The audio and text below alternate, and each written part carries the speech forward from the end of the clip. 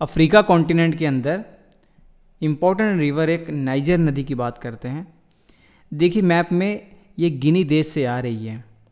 मात्र इसकी distance Atlantic ocean से 240 किलोमीटर है। फिर भी हैरानी वाली बात यह है कि ये डायरेक्ट अटलांटिक ओशन में नहीं आती, बल्कि उसके ऑपोजिट होकर ये माली देश में जाती है। वो माली देश में एंटर करती है और बमाको जो माली की कैपिटल है वो इसी नदी के किनारे स्थित है। उसके बाद माली के अंदर ही यू टर्न लेकर ये नाइजर में एंटर कर जाती है और नाइजर की जो कैपिटल नियामे वो भी इसी नदी के किनारे स्थित है। उसके बाद ये एंटर करती है नाइजीरिया में और यहाँ पर आप ध्यान से देख रहे होंगे एक देश है बेनिन और नाइजीरिया, इसी के बॉर्डर से होते हुए नाइजीरिया में एंटर करती है ये।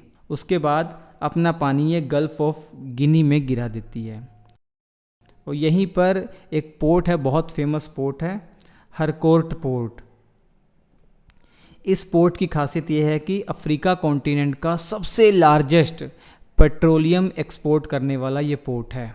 अफ्रीका महाद्वीप का सबसे बड़ा पेट्रोल निर्यातक जो बंदरगाह है वो हरकोट पोर्ट ही है, हरकोट बंदरगाह ही है।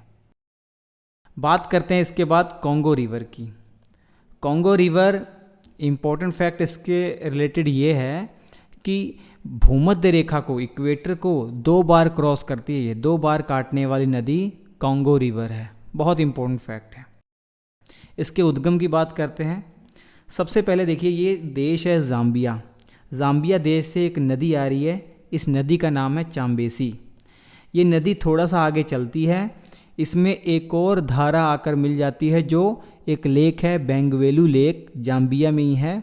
वहाँ से एक धारा आकर इसमें मिल जाती है और कंबाइन होकर ये नदी कहलाती है लुआपूला रिवर। ध्यान से समझते जाइएगा। और फाइनली लुआपूला रिवर मिल जाती है एक लेक में। इस लेक का नाम है लेक मवेरू। लेक मवेरू में अपना पानी गिराती है। अब लेक मवेरू से एक धारा निकल रही है ना, इस नदी को बोलते हैं लुवुआ।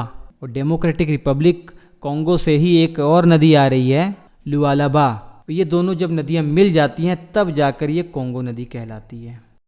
अब कॉन्गो नदी डेमोक्रेटिक रिपब्लिक ऑफ कॉन्गो में फॉलो करती है और ऊपर चलकर यू टर्न लेकर ये जो बगल में रिपब्लिक ऑफ कॉन्गो है और इस side democratic Republic of Congo है, दोनों के बॉर्डर पर कई किलोमीटर तक ये फ्लो होती है।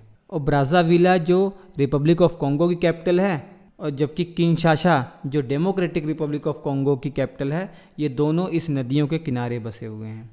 उसके बाद फाइनली ये नदी डेमोक्रेटिक रिपब्लिक ऑफ कॉन्गो में दोबारा से एंटर करती है और उसके बाद अंगोला और डेमोक्रेटिक रिपब्लिक ऑफ कॉन्गो से के बॉर्डर से होते हुए अटलांटिक ओशन में अपना पानी गिरा देती है। इम्पोर्टेंट फैक्ट ये है कॉन्गो रिवर के बारे में कि डेमोक्रेटिक रिपब्लिक ऑफ कॉन्गो देश के अंदर इसके ऊपर एक वाटरफॉल है। इस वाटरफॉल का नाम है स्टैनली वाटरफॉल। इसे बोयोमा वाटरफॉल भी कहते हैं। बहुत फेमस वाटरफॉल है ये। तो इतनी बातें आप कॉन्गो रिवर के बारे में याद रखिए। और कॉन्गो रिवर की जो लंबाई है 4700 किलोमीटर है। तो 4700 किलोमीटर इतनी लंबी है तो आप समझ सकते हैं कि अफ्रीका कॉन्टिनेंट में जितनी भी नदियां हैं, नील नदी के बाद सबसे लंबी, दूसरे नंबर पर सबसे लंबी नदी यही है। पहले नंबर पर अफ्रीका कॉन्टिनेंट में नील नदी है और दूसरे में कॉन्गो रिवर है। अब बात करते हैं बच्चों लिम्पोपो रिवर की। ये लिम्पोपो रिवर कहाँ से आ रही है? पहले तो इसका उद्गम साउथ अफ्रीका से होता है, उसके बाद आगे चलकर बोत्सवाना और साउथ अफ्रीका के बॉर्डर पर फ्लो होती है। फिर आगे चलकर ये जिम्बाब्वे और साउथ अफ्रीका के बॉर्डर पर फ्लो होती है और फाइनली मोज़ाम्बिक में जाकर ये अपना पानी मोज़ाम्बिक जो चैनल है उसमें गिरा देती है। इसकी खासियत ये है कि मकर रेखा को 2 बार काटने वाली नदी लिम्पोपो रिवर है। ट्रॉपिक ऑफ कैप्रिकॉर्न को 2 बार क्रॉस करती है। इसके बाद बात करेंगे ज़ाम्बेज़ी रिवर की। ये ज़ाम्बेज़ी रिवर का उद्गम देख लें आप कहाँ से होता है। यहाँ पर एक प्लेट्यू है, कटंगा का पठार या कटंगा प्लेट्यू।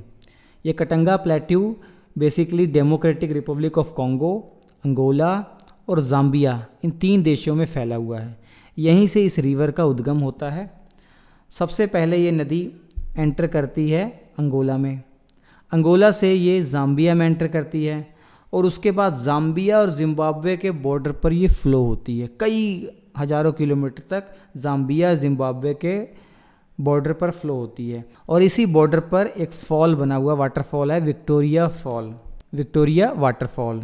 और विक्टोरिया झील अलग थी जो पहले बता चुके हैं हम। उसके बाद ये रिवर आगे फ़्लो होती है और यहीं पर बहुत बड़ी लेक है एक। इस लेक का नाम है करीबा लेक। इतनी इम्पोर्टेंट है ये कि पूरी दुनिया में सबसे बड़ी लेक है आयतन के हिसाब से, जो मानव द्वारा निर्मित है। Largest lake of world by man made according to volume. उसके बाद ये रिवर एंटर कर जाती है मोज़ाम्बिक में, और मोज़ाम्बिक में एंटर करने के बाद आगे चलकर मोज़ाम्बिक जो चैनल है समुद्र में अपना पानी गिरा देती है। बात करते हैं वोल्टा रिवर की। ये वोल्टा रिवर बुर्किना फासो और घाना देश में फ़्लो होती है। बेसिकली वोल्टा रिवर जो है 3 नदियों का संगम है, एक ब्लैक वोल्टा, रेड वोल्टा, वाइट वोल्टा। सबसे पहले आप देख पा रहे हैं रेड वोल्टा वाइट वोल्टा में मिल जाती है घाना देश के अंदर, और रेड वोल्टा वाइट वोल्टा का जो संगम है, जो ये कंबाइन नदी है, ये आगे चलकर घाना देश में ही ब्लैक वोल्टा में मिल जाती है। फाइनली इस रिवर को कहा जाता है वोल्टा रिवर। और ये आगे चलकर जो गल्फ़ ऑफ गिनी है यहाँ पर अपना पानी गिरा देती है। और इस नदी पर एक बहुत इम्पोर्टेंट डैम बना हुआ है, ओक्सोम्बो डैम। विश्व की सबसे लंबी नदी नाइल रिवर है, ये सब जानते हैं। लंबाई इसकी 6650 किलोमीटर है। इसी को 3D मैप के माध्यम से अच्छे समझने का प्रयास करेंगे। आप हेरोडोटस को तो जानते होंगे, जो यूनान के रहने वाले थे, जिन्हें इतिहास का जनक कहा जाता है, फादर ऑफ हिस्ट्री हेरोडोटस को कहा जाता है। उन्होंने नील नदी को लेकर एक बात कही थी कि नील नदी जो है वो मिस्र के लिए वरदान है, मतलब जो इजिप्ट देश है इसके लिए वरदान है नील नदी। अब नील नदी का उद्गम कहाँ से होता है? सबसे पहले यहाँ पर आप देख सकते हैं युगांडा, केन्या और तंजानिया के बॉर्डर पर एक लेक है। इस लेक का नाम है विक्टोरिया लेक, और यहीं से भूमध्य रेखा भी गुजरती है। पूरे अफ्रीका कॉन्टिनेंट की सबसे बड़ी लेक यही है, फ्रेश वाटर लेक है, और पूरे विश्व की दूसरी सबसे बड़ी मीठे पानी की झील है सुपीरियर लेक के बाद। अर्थात Victoria lake second largest fresh water lake है पूरे विश्व में। यहीं से ये नदी निकल रही है, युगांडा में एंटर करती है। युगांडा और डेमोक्रेटिक रिपब्लिक ऑफ कॉन्गो के बॉर्डर पर एक लेक है, लेक अल्बर्ट, उसी में ये नदी जाकर गिर जाती है। और फिर वहीं से इसकी एक और धारा निकलती है जो वाइट नील नदी या वाइट नाइल रिवर के नाम से जानी जाती है। और ये नदी युगांडा के बाद साउथ सूडान में एंटर करती है। उससे पहले बता दो युगांडा की जो कैपिटल है कंपाला, वो इसी नदी के किनारे है। अब ये नदी साउथ सूडान में एंटर कर गई है। साउथ सूडान की कैपिटल जूबा, वो भी इसी नदी के किनारे हैं। ये सारी चीज़ें कॉम्पिटिटिव एग्ज़ाम के लिए बहुत ज़रूरी है, याद रखिए। साउथ सूडान में अपना सफ़र तय करते हुए जब ये सूडान में एंटर करती है ना, तो सूडान की कैपिटल खार्तूम है, और यहीं पर इसको एक और नदी आकर ज्वाइन करती है। उस नदी का नाम है ब्लू नाइल रिवर। ये ब्लू नाइल रिवर की बात करें तो ये इथोपिया देश से आ रही है। इथोपिया में एक लेक है टाना लेक, वहीं से ये नदी आ रही है। और इथोपिया के बाद सूडान में एंटर करने के बाद वाइट नील नदी में मिल जाती है। जब ब्लू नाइल रिवर और वाइट नाइल रिवर दोनों का संगम होता है, उसके बाद जो नदी निकल रही है इसी को नाइल रिवर कहते हैं। तो अब ये खार्तूम के बाद जब आगे चलती है ना, अब ये सहारा जो डेजर्ट वाला इलाका है ये आ गया है। इसमें आगे ट्रैवल करती हुई जब ये सूडान और इजिप्ट के बॉर्डर पर पहुंचती है, तो यहीं पर बहुत बड़ा एक रिजर्वोयर है, या कह सकते हैं बहुत बड़ा एक लेक है। इस लेक का नाम है नसीर लेक। ये जानते हैं लेक का निर्माण कैसे हुआ है?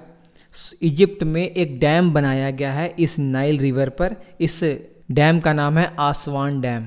इसी डैम के कंस्ट्रक्शन के बाद पीछे की तरफ एक रिजर्वोयर का निर्माण होगा। जब डैम बनता है, बड़े बड़े डैम बनेंगे, तो स्वाभाविक सी बात है रिजर्वोयर का निर्माण हो ही जाएगा। तो ये आसवान डैम और नसीर लेक या नसीर रिजर्वोयर याद रखिए। अब ये नदी इजिप्ट में एंटर कर गई है। इजिप्ट में आगे चलकर जो इजिप्ट की कैपिटल है कायरो, वो भी इसी नदी के किनारे स्थित है। उसके बाद ये आगे चलकर जो भूमध्य सागर है, मेडिटेरियन सी है, उसमें अपना पानी गिरा देती है। इसकी एक बहुत इम्पोर्टेंट सहायक नदी और भी है जो चाड और सूडान के बॉर्डर से आ रही है। ये येलो नाइल रिवर है और सूडान में जाकर ये नाइल रिवर में मिल जाती है। एक रेड नाइल रिवर है, ये भी इसकी सहायक नदी है जो इजिप्ट में इसमें आकर मिलती है। और इसी नदी के पास मेडिटेरियन सी में एक बहुत फेमस पोर्ट है, बंदरगाह है, अलेक्जेंड्रिया पोर्ट। ये पूरे इजिप्ट का सबसे बड़ा पोर्ट है। ये पूरे मिस्र देश का सबसे बड़ा बंदरगाह अलेक्जेंड्रिया पोर्ट ही है। तो इतनी चीज़ें नाइल रिवर के बारे में याद होनी चाहिए। और एक और रिवर है लास्ट, ओकावंगो रिवर। इस रिवर की खासियत ये है कि अंगोला देश से जैसे आ रही है, नामीबिया के और अंगोला के जस्ट बॉर्डर पर फ्लो होकर उसके बाद बोत्सवाना देश में जब ये एंटर करती है, बोत्सवाना के अंदर जो काला हरी डिज़र्ट है वहीं पर जाकर ये विलुप्त हो जाती है, समुद्र तक नहीं पहुंच पाती। कौन सी रिवर? ओकावंगो रिवर। तो ये मेजर रिवर हैं अफ्रीका कॉन्टिनेंट के अंदर जो आपको याद रखनी है। कंप्लीट वर्ल्ड ज्योग्राफी का कोर्स अगर आप सीक्वेंस से देखना चाह रहे हैं तो अभी डाउनलोड कीजिए श्री अड्डा एप्लीकेशन, वहाँ पर ये कोर्स अवेलेबल है।